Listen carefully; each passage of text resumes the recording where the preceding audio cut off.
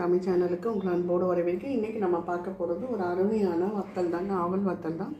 ரொம்ப ஈஸியாக செஞ்சிடலாம். வத்தல் போட தெரியாதவங்க கூட இதை செஞ்சிடலாம். பார்த்திங்கன்னா இதுக்கு அவல் பார்த்திங்கன்னா நான் இந்த கப்பால் அளந்து வச்சுருக்கேன். பார்த்திங்கன்னா இந்த கப்பால் 2 கப் அளந்து நல்லா அலம்பினங்க. தண்ணியை ஊற வைக்க வேண்டாம். அந்த அலம்புற தண்ணியிலேயே இது வந்து நல்லா இதுவாகிடும், சாஃப்ட் ஆகிடும். இதை பார்த்திங்கன்னா இந்த மாதிரி அவல் தான் எடுத்துருக்கேன். இலை வடாமல் இருந்தால் ரொம்ப பெஸ்ட்டு. என்கிட்ட இந்த அவல் இருந்ததால் இந்த அவலில் வந்து நான் செய்கிறேன். நல்லா இருக்குங்க. இப்போ பார்த்திங்கன்னா இதுக்கு தேவையான பொருட்கள் 2 கப் அவலை நல்லா 4 தடவை அலம்பும் போது நல்லா சாஃப்ட் ஆகிடும். அப்படி சாஃப்ட் ஆகலைன்னா தண்ணி தெளித்து கொஞ்சம் நேரம் ஊற வைங்க. அதுக்கப்புறம் பார்த்திங்கன்னா தண்ணி ஊற்றக்கூடாது, தெளிக்க தான் செய்யணும். வத்த மிளகா, சீரகம்.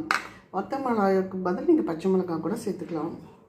இப்போ பார்த்திங்கன்னா எனக்கு வந்து ரொம்ப சாஃப்டாகல, இலை அவல்னால் உங்களுக்கு சாஃப்டாக இருக்கும்.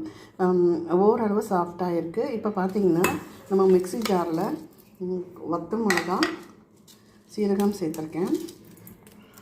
இப்போது இதை சேர்த்து இதில் அரைச்சிருந்தாங்க.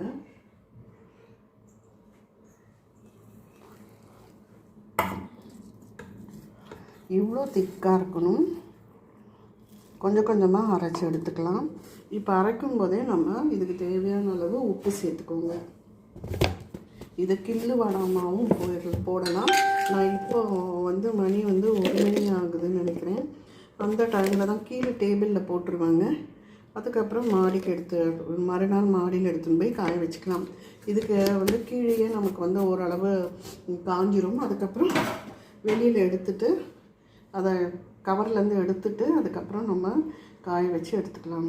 இப்போ பார்த்திங்கன்னா நான் எவ்வளோ கெட்டியாக உங்களுக்கு அரைச்சிருக்கேன் பாருங்கள். அதே மாதிரி இப்போது இதில் வந்து மிக்சியில் அரைப்படாது, எனக்கு கொஞ்சம் இதுவாக இருக்குது. அதனால் சும்மா லைட்டாக தண்ணி தெளிச்சுக்கிறேன். இப்போ பார்த்திங்கன்னா மாவு உங்களுக்கு ரெடி ஆகிடுது. ஃபஸ்ட்டு ஒரு பேட்ச்சு 2 பேட்ச் அரைச்சேன் பாருங்கள். இந்த அளவு கெட்டியாக இருக்கணும். இப்போ ஒரு பிளாஸ்டிக் ஷீட் வச்சு நான் டைனிங் டேபிளில் தான் போட போகிறேன். இப்போ பார்த்திங்கன்னா அதுக்கு நம்ம அச்சு எடுத்து வச்சுக்கலாம். நான் ரிப்பன் பக்கோடா அச்சு எடுத்திருக்கேன்.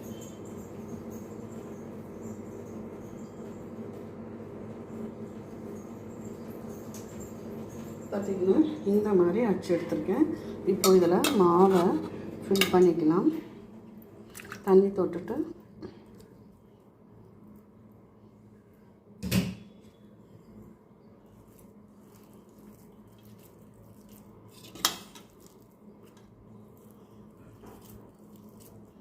காரம் உங்களுக்கு ஏற்ற மாதிரி போட்டுக்கோங்க.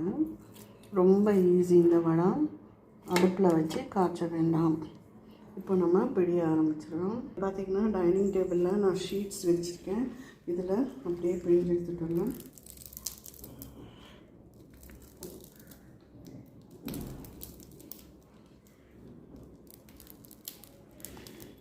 இப்படியே பட்டையாக அப்படியே லைனாக நீங்கள் போட்டுருவாங்க.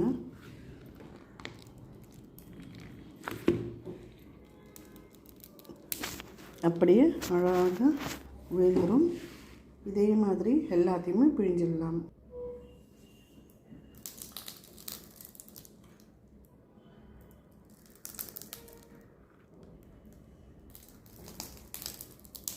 இப்படியே எல்லா அச்சும் வச்சு பிழிஞ்சு எடுத்துடலாம். ஐடியா பாய்ச்செல்லாம் எடுத்துக்கிட்டாங்க. அதில் வந்து ரொம்ப கஷ்டமாக இருந்தது. இதில் பாருங்கள் எவ்வளோ ஈஸியாக பிழிஞ்சு வருது. கை செவந்துருச்சு. அதை அழுத்தி பிழியும் போடுது.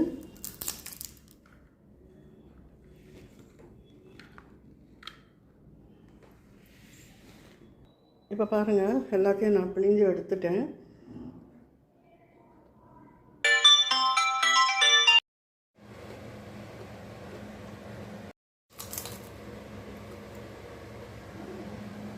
வெயிலில் தாங்க நான் வச்சேன். நைட்டு வந்து ஃபேன் கிட்ட வச்சுக்கிட்டேன். பாருங்கள் அவல் வடம் சரியாக இருக்குது. நல்லா அப்படி எடுத்து போடும்போது நல்ல கடற்கரை சவுண்டு கேட்கணும். அதான் உங்களுக்கு வந்து வந்து பிடிக்காமல் இருக்கும். நல்லா காய வச்சு எடுத்துட்டோம்னா போதும். இப்போ இதெல்லாம் நம்ம உடச்சிக்கலாம். உடச்சிட்டு வறுக்க ஆரம்பிச்சிடலாம்.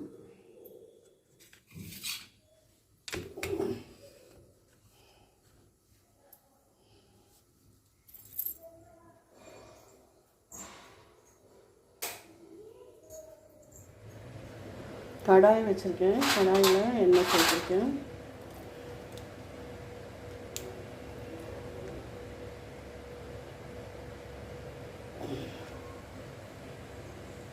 எண்ணெய் காஞ்சிட்ருக்கு. தேவையான அளவு வடாமல் போடணும்.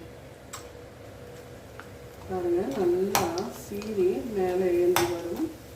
நார்மலாக நம்மள பாருங்கள்.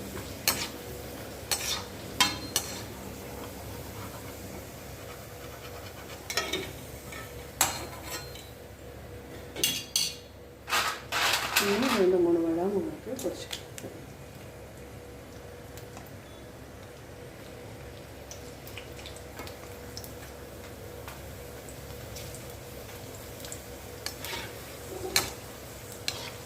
இப்போ நம்ம கிள்ளு விடாமல் பொரிச்சுக்கலாம்.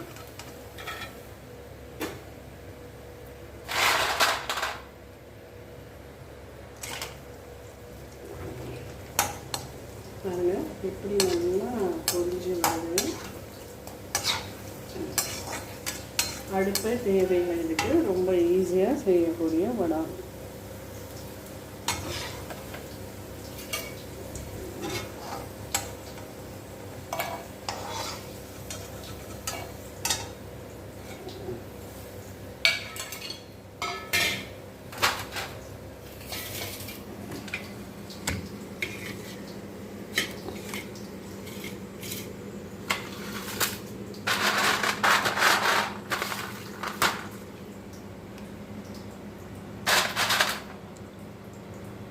பார்த்திங்கன்னா வடாம் ரெடியாக இருக்குது. இந்த பக்கமும் நல்லா வறுத்து வச்சுட்டேன். கண்டிப்பாக இந்த வீடியோ பிடிச்சிருந்தா லைக் பண்ணுங்கள், ஷேர் பண்ணுங்கள், சப்ஸ்கிரைப் பண்ணுங்கள், கமெண்ட் பண்ணுங்கள். நன்றி, வணக்கம்.